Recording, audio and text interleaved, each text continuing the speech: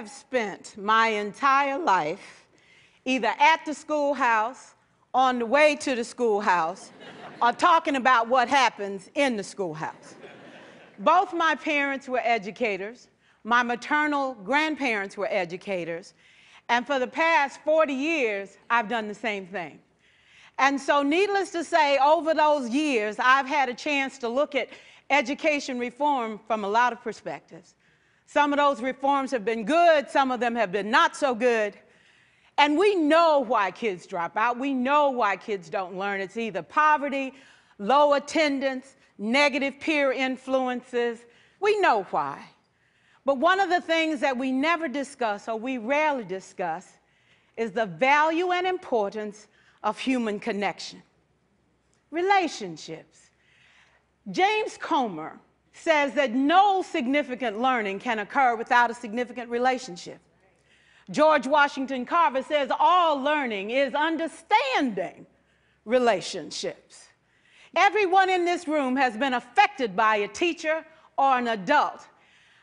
For years, I have watched people teach. I have looked at the best and I've looked at some of the worst. A colleague said to me one time, they don't pay me to like the kids. They pay me to teach a lesson. The kids should learn it. I should teach it. They should learn it. Case closed. Well, I said to her, you know, kids don't learn from people they don't like.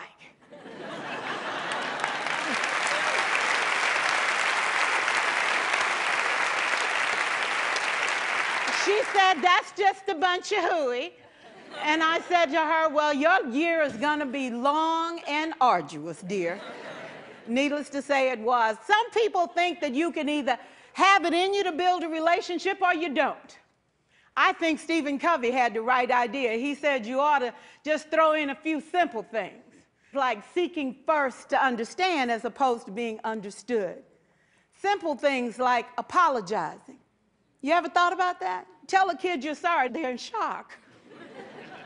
I taught a lesson once on ratios. I'm not real good with math, but I was working on it. And I got back and looked at that teacher edition. I taught the whole lesson wrong. So I came back to class the next day and I said, look, guys, I need to apologize. I taught the whole lesson wrong. I'm so sorry. They said, that's okay, Miss Pierson. You were so excited. We just let you go.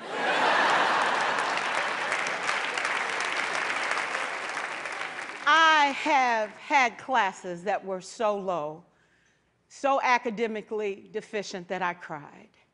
I wondered, how am I going to take this group in 9 months from where they are to where they need to be? And it was difficult. It was awfully hard. How do I raise the self-esteem of a child and his academic achievement at the same time? One year I came up with a bright idea. I told all my students, you were chosen to be in my class. Because I am the best teacher and you are the best students, they put us all together so we could show everybody else how to do it. One of the students said, really? I said, really? We have to show the other classes how to do it. So when we walk down the hall, people will notice us. So you can't make noise, you just have to strut. And I gave him a saying to say, I am somebody. I was somebody when I came. I'll be a better somebody when I leave. I am powerful and I am strong. I deserve the education that I get here. I have things to do, people to impress, and places to go. And they said, yeah.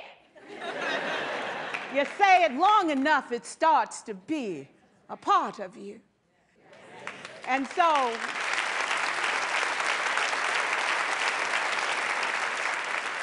I gave a quiz, 20 questions. Student missed 18. I put a +2 on this paper and a big smiley face.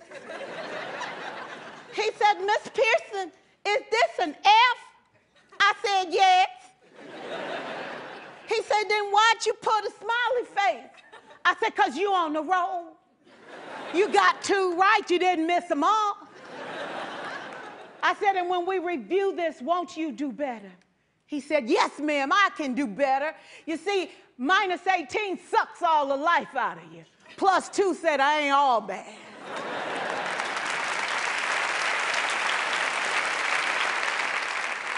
4 years, I watched my mother take the time at recess to review, go on home visits in the afternoon, buy combs and brushes and peanut butter and crackers to put in her desk drawer for kids that needed to eat, and a washcloth and some soap for the kids who didn't smell so good. See, it's hard to teach kids who stink. And kids can be cruel. And so she kept those things in her desk, and years later, after she retired, I watched some of those same kids come through and say to her, you know, Miss Walker, you made a difference in my life. You made it work for me. You made me feel like I was somebody when I knew at the bottom I wasn't.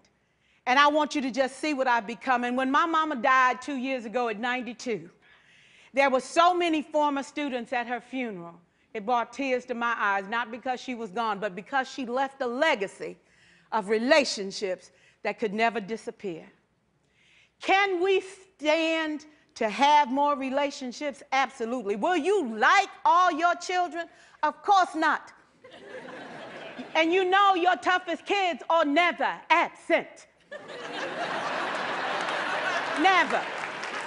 You won't like them all, and the tough ones show up for a reason. It's the connection, it's the relationships. And while you won't like them all, the key is they can never, ever know it. So teachers become great actors and great actresses, and we come to work when we don't feel like it, and we listen to policy that doesn't make sense, and we teach anyway. We teach anyway because that's what we do. Teaching and learning should bring joy. How powerful would our world be if we had kids who were not afraid to take risks, who were not afraid to think, and who had a champion? Every child deserves a champion, an adult who will never give up on them, who understands the power of connection and insists that they become the best that they can possibly be. Is this job tough? You betcha. Oh God, you betcha. But it is not impossible. We can do this. We're educators. We're born to make a difference. Thank you so much.